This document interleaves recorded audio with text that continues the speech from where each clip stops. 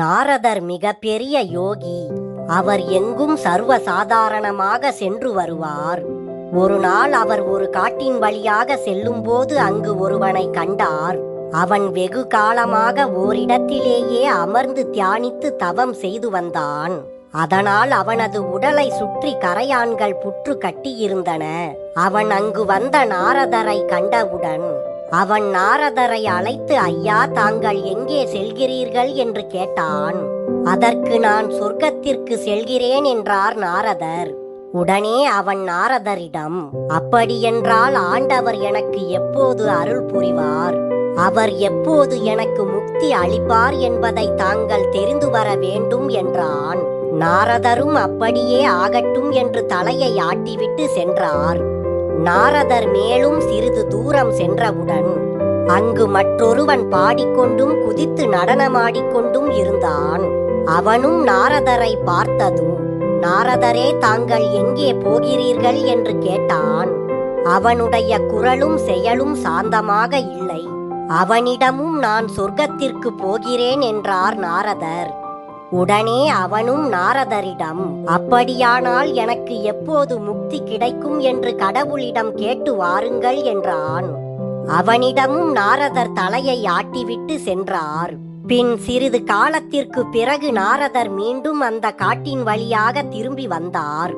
அப்போது தன் உடலை சுற்றி புற்று வளர்ந்திருந்த அந்த தவசி நாரதரை பார்த்ததும், ஐயா, என்னை பற்றி ஆண்டவரிடம் கேட்டீரா என்றான்.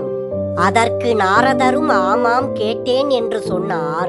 இப்போது ஆண்டவர் என்ன சொன்னார் என்று அந்த தவசி நாரதரிடம் கேட்டான்.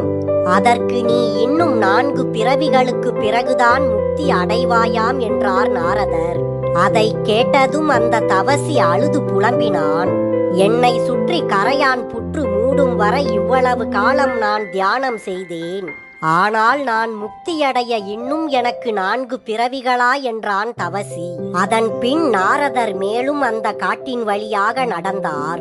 அப்போது அந்த மற்றொரு மனிதன் நாரதருக்கு எதிர்பட்டான். உடனே அவனும் நாரதரிடம் வந்து, கடவுளிடம் என்னை பற்றி கேட்டீரா நாரதரே என்றான். அதற்கு நாரதரும் ஆமாம், கேட்டேன். அந்த புளிய மரத்தை பார், அதில் எத்தனை இலைகள் இருக்கின்றதோ அத்தனை பிறவிகளுக்கு பிறகுதான் உனக்கு முக்தி கிடைக்கும் என்றார். அதை கேட்டதும் அந்த மற்றொரு மனிதன் மகிழ்ச்சியில் துள்ளி குதித்தான். இவ்வளவு விரைவாக எனக்கு முக்தி கிடைக்கப் போகிறதே என்று அவன் ஆனந்த கூத்தாடினான். அப்போது அங்கு ஒரு குரல் ஒலித்தது. அந்த குரல், மகனே, உனக்கு இந்த கணமே நான் முக்தி அளிக்கிறேன் என்றது. உடனே அந்த மற்றொரு மனிதனும் முக்தி பெற்று சொர்க்கத்திற்கு சென்றான். ஏனென்றால் அத்தனை பிறவிகளிலும் அந்த மனிதன் பாடுபட தயாராக இருந்தான். அவனுடைய விடா முயற்சிக்கு கிடைத்த வெகுமதி அது. எதுவும், எந்த ஒரு சிந்தனையும் அந்த மனிதனை தளர செய்யவில்லை. ஆனால் நாரதர் முதலில் கண்ட மனிதனான அந்த தவசி 4 பிறவிகளை கூட மிக நீண்ட காலமாக எண்ணி மனம் நொந்து கொண்டான். நாம் நம்முடைய வாழ்க்கையில் எப்போதும் விடாமுயற்சியோடு உழைத்து கொண்டே இருக்க வேண்டும். அதற்கான வெகுமதி நிச்சயம் நமக்கு கிடைக்கும். எந்த ஒரு சூழ்நிலையிலும் நாம் தளர்ச்சி அடைந்து விடக்கூடாது.